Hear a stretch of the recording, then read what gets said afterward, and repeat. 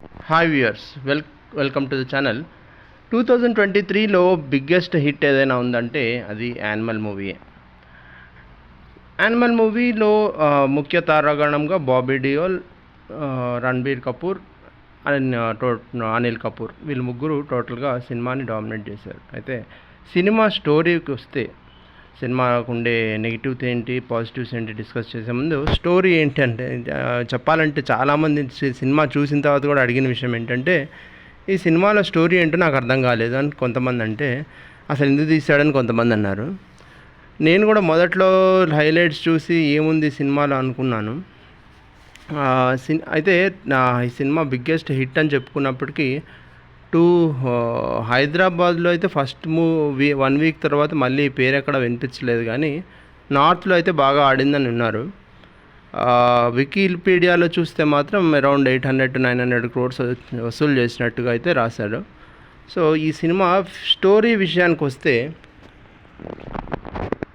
చిన్నప్పటి నుంచి కూడా రణబీర్ కపూర్కి వాళ్ళ ఫాదర్ అనిల్ కపూర్ అంటే విపరీతమైన ప్రేమ. అయితే సరే ఆ ప్రేమతోటి వాళ్ళ సిస్టర్స్ కానీ వాళ్ళ ఫాదర్తో కానీ అనుబంధం ఎక్కువ, వాళ్ళతోటి వాళ్ళ కోసం ఏదైనా చేస్తాడు. అయితే మనం పాత సినిమాల్లో చూపించినట్టు శోభన్ బాబు, ఎన్టీఆర్ అయితే తమ ఫ్యామిలీ కోసం ఏదైనా చేయటం అంటే పొద్దున లేచిన దగ్గర నుంచి రాత్రి పడుకునే వరకు విపరీతంగా కష్టపడి ఫ్యామిలీకి డబ్బులు తీసుకొచ్చి లేదా వాళ్ళకి కావాల్సిన రేషన్ అన్నీ తీసుకొచ్చి వాళ్ళ అవసరాలు చూసేవాడిని మనం రెస్పాన్సిబుల్ పర్సన్ అని కానీ ఒక ఫ్యామిలీ మ్యాన్ అని కానీ చెప్పుకునేవాళ్ళం. అయితే ఈ సినిమాలో అందుకు భిన్నంగా నాకు ఫ్యామిలీ అంటే రెస్పెక్ట్ అని చెప్తాడు, కానీ రెస్పాన్సిబుల్గా ఏమీ చేయడు. ఇర్రెస్పాన్సిబుల్గా క్రిమినల్ యాక్టివిటీస్గా చేస్తూ ఉంటాడు. చూసే వాళ్ళకి అవి క్రిమినల్ యాక్టివిటీసే బేసికల్లీ. అది ఎందుకు చేస్తాడు ఏంటి అనేది, అంటే మనం పోక్రీ సినిమాకి ఈ సినిమాకి చాలా దగ్గర సంబంధాలు ఉంటాయి. పోక్రీలో కూడా మొదటి సినిమా స్టార్ట్ చేసిన దగ్గర నుంచి ఎండింగ్ వరకు కూడా విపరీతంగా హీరో విలన్స్ని ఏదో చీమలు చంపేసినట్టు చంపేస్తూ ఉంటాడు. దోమలు పెడుతూ కానీ మనం పటపట చంపేస్తుంటాం చూడు, అలా చంపేస్తుంటాడు. చూసేవాడికి పిచ్చెక్కుతుంటుంది ఎందుకు ఇంతమందిని చంపుతున్నాడు అని. కానీ లాస్ట్లో రివీల్ చేస్తాడు ఇతను ఒక పోలీస్ అని.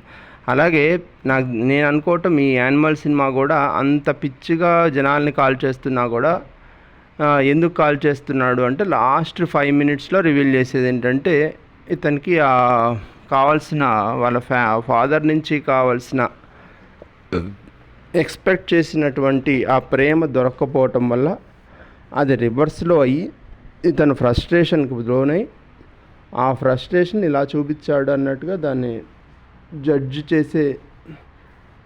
జస్టిఫై చేసే ప్రయత్నం చేశారు. ఆ ప్రయత్నమే చాలామందికి నచ్చి ఉంటుందేమో అని నేను అనుకున్నా. అలా కాకుండా మోస్ట్ ఆఫ్ ద యూత్కి, పబ్జీ ఆడే యూత్కి కూడా నచ్చి ఉండొచ్చు. ఎందుకంటే పబ్జీలో కూడా మనుషుల్ని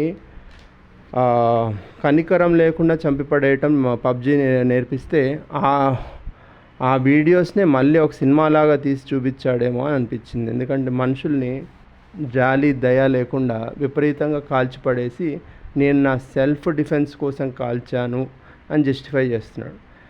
సో సినిమా స్టోరీ విషయానికి వస్తే ఇందాక విపరీతమైన తన ఫ్యామిలీ అంటే విపరీతమైన ఇష్టం. 2 అక్కలు, ఒక ఫాదర్, ఒక మదర్. వీళ్ళు నా ఫ్యామిలీ, వీళ్ళని కాపాడుకోవడానికి నేను ఏమైనా చేస్తాను అనే ట్యాగ్ లైన్ తోటి నడుస్తూ ఉంటాడు. ఈ ప్రాసెస్లోనే పెద్ద అవుతాడు.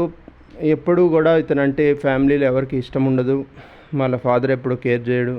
ఆ ప్రాసెస్లోనే ఒక అమ్మాయిని ప్రేమిస్తాడు, పెళ్లి చేసుకుంటా అంటాడు. ఇంట్లో ఎవరు ఒప్పుకోరు. సో అలానే వాళ్ళ ఇంట్లో ఉన్న ఫ్లైట్ని ఏదో ఇంట్లో ఉన్న బైక్ తీసుకెళ్ళిపోయి ఆ ఫ్లైట్లోనే పెళ్లి చేసుకొని యూఎస్లోనే ఆ ఫ్లైట్లోనే ఉంటూ మరి ఆ ఫ్లైట్లోనే కాపురం కూడా చేసాడని తెలియదు, అది మేము చూపించలేదు.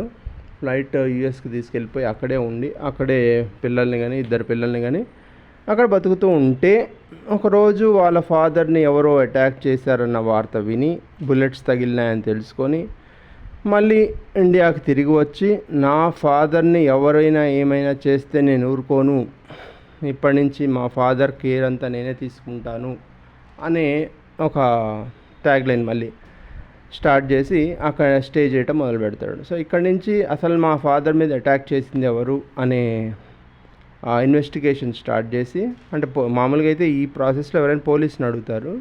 తను పోలీస్ అసలు ఈ సినిమా మొత్తంలో ఫస్ట్ నుంచి ఎండింగ్ దాకా పోలీస్ అనేవాడు ఒక ఉంటారని, పోలీసులకి ఏదైనా ఉంటే కంప్లైంట్ చేయాలని కూడా చూపించరు.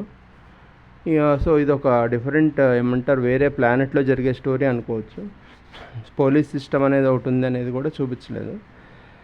సో అలా కాపాడుకునే ప్రయత్నంలో ఒక బాడీ డబల్ని తయారు చేస్తాడు అనిల్ వాళ్ళ ఫాదర్కి.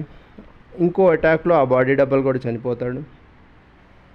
సెకండ్ అటాక్లో ఒక 1000 మంది వచ్చేసి హోటల్లో జరిగే ఫంక్షన్లో 1000 మంది రణబీర్ కపూర్ని గన్స్తో అటాక్ చేస్తే అతను కూడా తిరిగి అటాక్ చేసే క్రమంలో ఆ బిల్డింగ్లోనే ఒక పెద్ద మెషిన్ గన్ తోటి కాల్ చేస్తూ ఉంటాడు. మరి బిల్డింగ్లో అంత పెద్ద గన్తో కాలిస్తే మరి బిల్డింగ్ ఎందుకు కూలిపోదో తెలియదు, కానీ వాళ్ళైతే చచ్చిపోయినారు.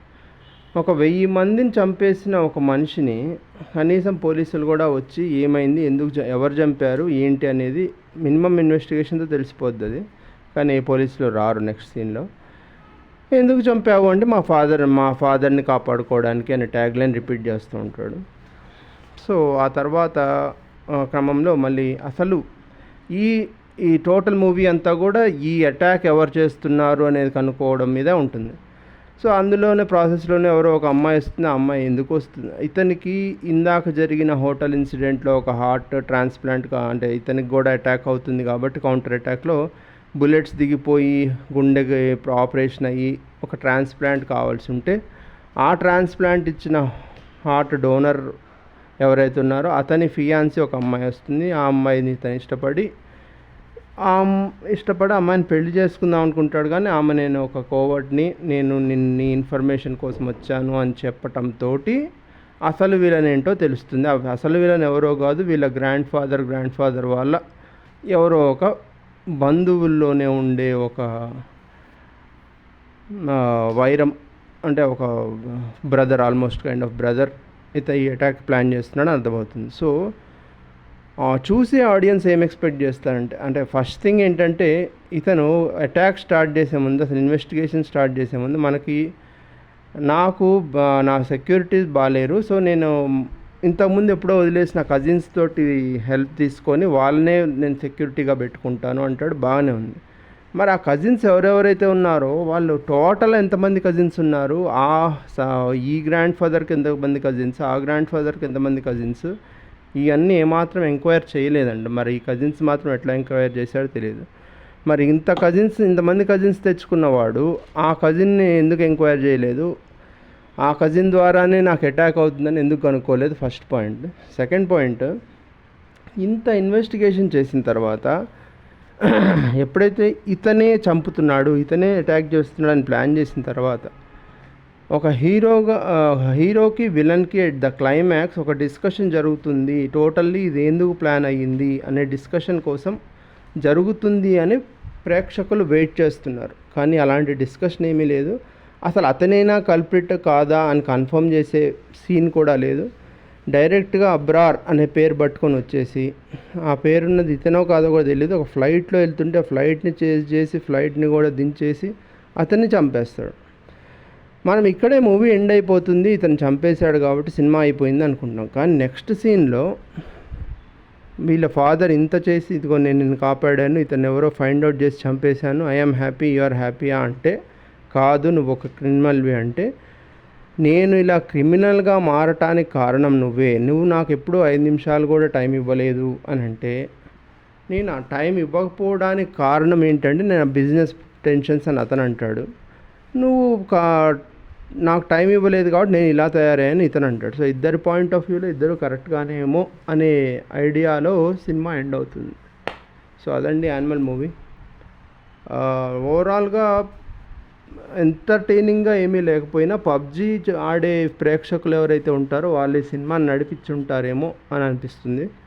సినిమాలో ఎలాంటి మెసేజ్ కానీ అవి కానీ ఏమి ఉండవు, హై కానీ ఏమి ఉండదు, ఎంటర్టైన్మెంట్ ఉండదు, జోక్స్ ఉండవు. బట్ గన్స్ మాత్రం దడ వినిపిస్తూ ఉంటాయి సినిమా మొత్తం.